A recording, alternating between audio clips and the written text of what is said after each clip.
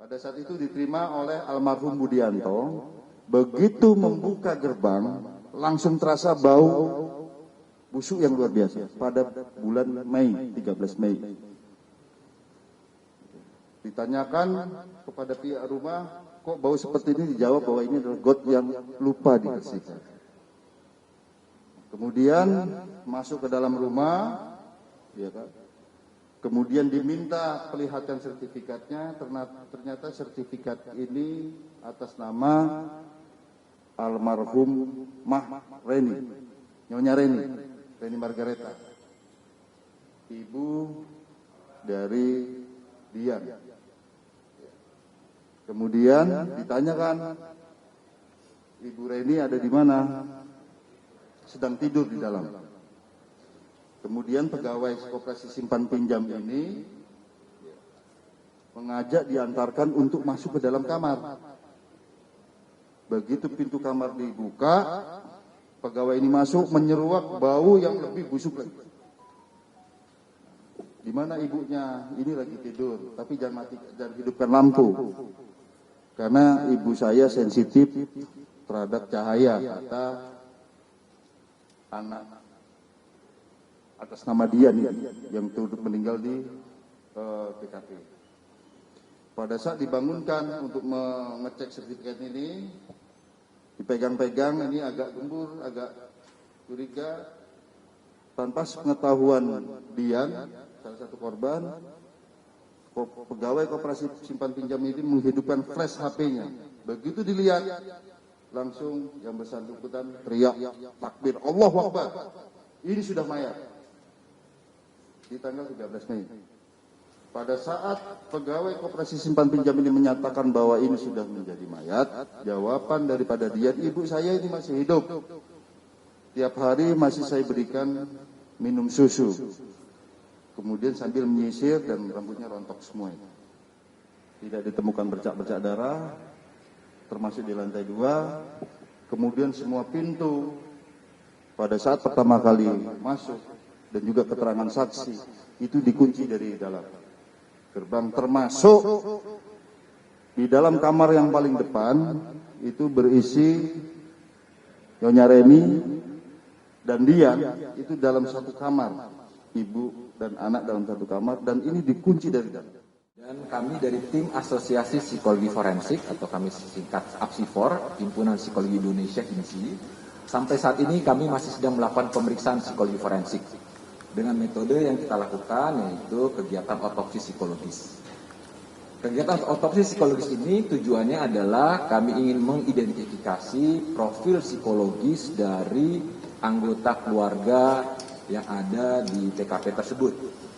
Bagaimana interaksi mereka satu sama lain, termasuk juga interaksi dengan warga masyarakat sekitar atau anggota keluarga besar yang mengenal mereka. Kami juga mencoba untuk mengenali apa ciri psikologisnya, karakter khas dari masing-masing anggota keluarga tersebut, pola tingkah lakunya, karena ini menjadi data yang penting untuk kita memahami mengenai kasus ini. Nah, pemeriksaan psikologi forensik dengan metode otopsi psikologis ini dilakukan multi tools, multi method. Artinya apa? Yang kami lakukan adalah berbagai data, informasi yang relevan kami kumpulkan dari berbagai narasumber.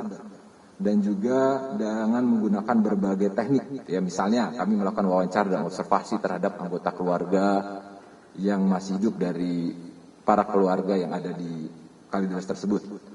Lalu kami juga melakukan analisis TKP.